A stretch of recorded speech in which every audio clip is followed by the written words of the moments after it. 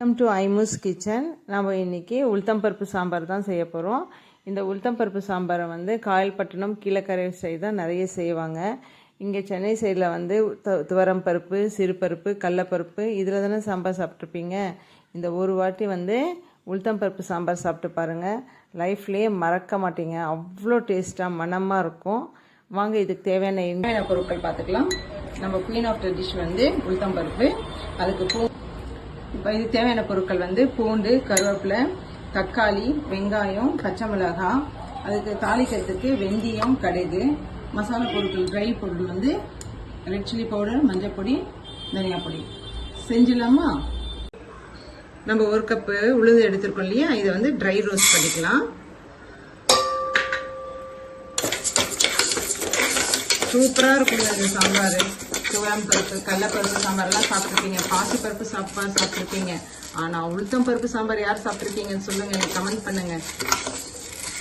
அவ்வளோ அருமையாக இருக்கும், அவ்வளோ ஹெல்த்தியும். அப்படியே அந்த ஸ்மெல், சாம்பாரோட ஸ்மெல் அவ்வளோ நல்லா இருக்கும். சாதத்தோட பிசைஞ்சு சாப்பிடும்போது கொஞ்சம் மெரூன் கலர் வரட்டும்.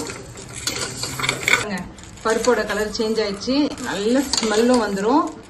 உளுத்தம் பருப்புக்குனே ஒரு தனி ஸ்மெல் இருக்கும். நீங்கள் உளுத்தம் பருப்பு பொடியெல்லாம் செய்யும்போது ஒரு ஸ்மெல் வரும் பாருங்க, அந்த மாதிரி ஸ்மெல் வந்த உடனே நம்ம அடுப்பு ஆஃப் பண்ணிட்டு பருப்பை போய் வாஷ் பண்ணிட்டு வந்துடுறேன். பருப்பு ஆறின உடனே தான் வாஷ் பண்ணணும், சூடாக தண்ணியில் போட்டுறக்கூடாது. கொஞ்சம் ஆறிட்ட அப்புறமா நம்ம வாஷ் பண்ணிக்கலாம். இதுலேயே கருப்பு உளுந்து வச்சும் எங்கள் பாட்டி செய்வாங்க, சூப்பராக இருக்கும் டேஸ்ட்டு.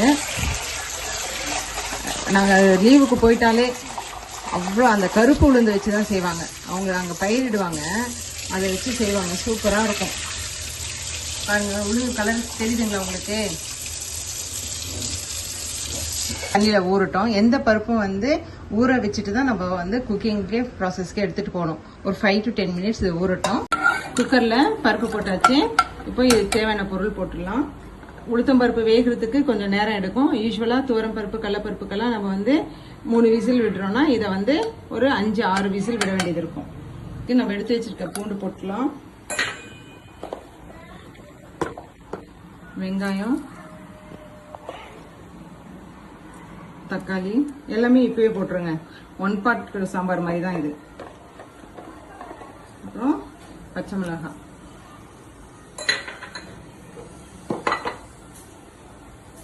இதுக்கு மஞ்சள் பொடி போட்டுடலாம், மிளகா பொடியும் போட்டுடலாம். தனியா பொடி வெந்துட்டு அதுக்கப்புறம் போடுவோம். இப்போ சாம்பார் செய்யும் போது நம்ம உப்பு போட்டக்கூடாதுங்க. உப்பு போட்டீங்கன்னா பருப்பு வேகவே வேகாது, விரைச்சிட்டு போய் நிற்கும். அதனால நல்லா வெந்துட்டு அதுக்கப்புறம் தான் நம்ம தனியா பொடியும் உப்பும் போடணும். நான் தாளிக்கும் போது காட்டுறேன் நான் எப்படி இருக்குன்ட்டு. ஆனா கண்டிப்பா ஒரு 5-6 விசில் கண்டிப்பா நீங்க கொடுத்தாதான் அது அந்த சாம்பாரோட கன்சிஸ்டன்சி உங்களுக்கு கிடைக்கும். இந்த பிகினர்ஸ் எல்லாம் நியூலி மேரிடு இவங்களுக்கெல்லாம் இந்த சாம்பார் கண்டிப்பா செய்ய பழகிக்கங்க. ரொம்ப ஹெல்த்துக்கும் ரொம்ப நல்லது. அந்த வாசனையும் அவ்வளவு கமகமன்னு இருக்கும். பருப்பு இந்த அளவுக்கு மலர்ந்து வந்திருக்கு பாருங்க, தெரியுதுங்களா? இப்போ நாம குக்கர் மூடி போட்டுடலாம். போட்டுட்டு 5 விசில் விடணும். கேஸ் கட் போட்டிருக்கேன்.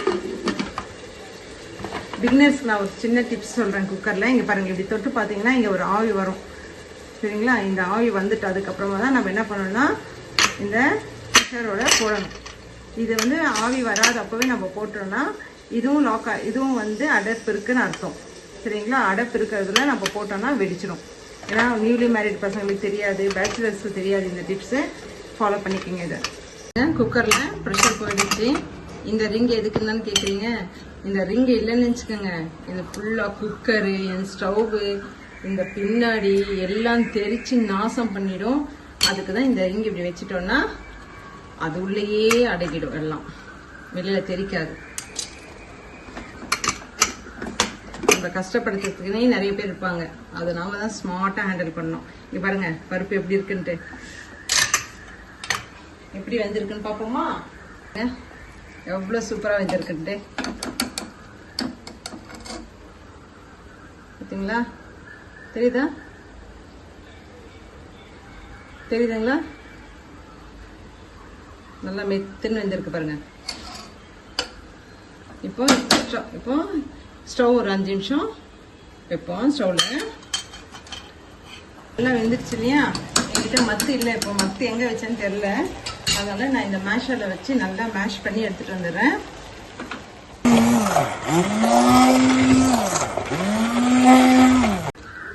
இப்போ உளுத்தம்பருப்பு சாம்பாருக்கு நம்ம பாத்திரம் வச்சுருக்கோம் அடுப்பில். அதில் தாளிக்கிறோம். அதுக்கு எண்ணெய் ஊற்றிக்கலாம். நான் என் ஃப்ரெண்டோட என் பையனுக்கு கொடுத்தேன். நான் சாப்பிட்டுட்டு இந்த மாதிரி சாம்பார் எங்கள் மம்மி செய்கிறதே இல்லை, என்ன சாம்பார் இது அப்படின்ட்டு கேட்டுட்டு இருந்தாப்புல. நம்ம உளுத்தம்பருப்புன்னு சொன்னால் சாப்பிட மாட்டாங்களேன்னு சொல்லி, இது ஒரு வகையான சாம்பாருமா அப்படின்னா, சின்ன பசங்க தான் அவங்க, நல்லா ரசித்து சாப்பிட்டாங்க. அவங்க வீட்டில் அப்படி சாம்பாரே சாப்பிட மாட்டாங்க. இந்த சாம்பார் அவ்வளோ விரும்பி சாப்பிட்டாங்க அவங்க. பாருங்க, சாம்பார் தெரியுதுங்களா? பருப்பு இது யாராவது சொல்லுவாங்களா? துவரம் பருப்பு சாம்பார், உளுத்தம் பருப்பு சாம்பார் கண்டுபிடிக்க முடியுமா? இது கடுகும் வெந்தயம் போட்டோம். அதுவே காஞ்ச மிளகாய் கொஞ்சம் போட்டுடலாம். கருவேப்பிலையும் போட்டுருவோம். நல்லா தாளிப்பு தாளிச்சாச்சு. அதுவே இந்த சாம்பார் போட்டுருவோம். இந்த பருப்புக்கு நம்ம உப்பு போடலைங்க, இப்போதான் உப்பு போடுறேன். உப்பு போட்டுடலாம். போட்டு நல்லா ஒரு கொதி வரட்டும். கண்டிப்பாக உங்கள் வீட்டில் இந்த சாம்பார் செய்யுங்க. செஞ்சுட்டு எப்படி இருந்ததுன்னு டேஸ்ட் எனக்கு கமெண்ட் பண்ணுங்கள். இப்போ இந்த இதில் வந்து உப்பு போட்டுட்டு காரம் உப்பு எல்லாம் செக் பண்ணிக்கோங்க. உங்களுக்கு காரம் வேணும்னா காரம் போட்டுக்கலாம். ஆனால் எனக்கு காரம் போதும்னு தான் நினைக்கிறேன். வெயிட் பண்ணுங்கள், சொல்கிறேன். போடணும், கொஞ்சம் காரமும் போடணும். காரம் கம்மியாக இருக்குப்பா, அதுக்கு நான் சாம்பார் பொடி கொஞ்சோண்டு போட்டுக்கிறேன். இது வீட்டில் அரைச்ச சாம்பார் பொடி இல்லை, நான் வந்து கடையில் வாங்கினது தான். எவரெஸ்ட்னு இருக்கு இல்லையா, அந்த பிராண்ட் தான் போட்டிருக்கேன்.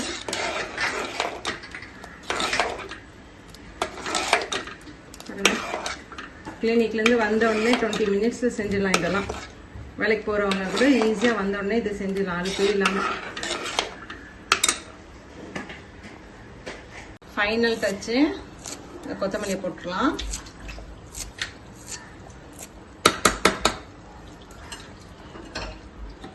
பாருங்க, சூப்பராக இருக்கும். நான் வந்து இதில் புளியெல்லாம் போடலைங்க.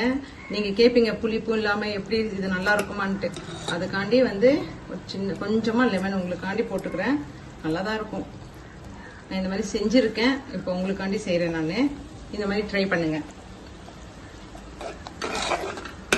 அடுப்பெல்லாம் ஆஃப் பண்ணிடணுங்க. லெமன் போடுறதுக்கு அப்புறம் உடனே ஆஃப் பண்ணிடணும். ஆஃப் பண்ணிவிட்டு மூடிட்டு சர்வ் பண்ணலாம். ஒரு கருவேப்பிலை சிக்கன், உளுத்தம் பருப்பு சாம்பார்.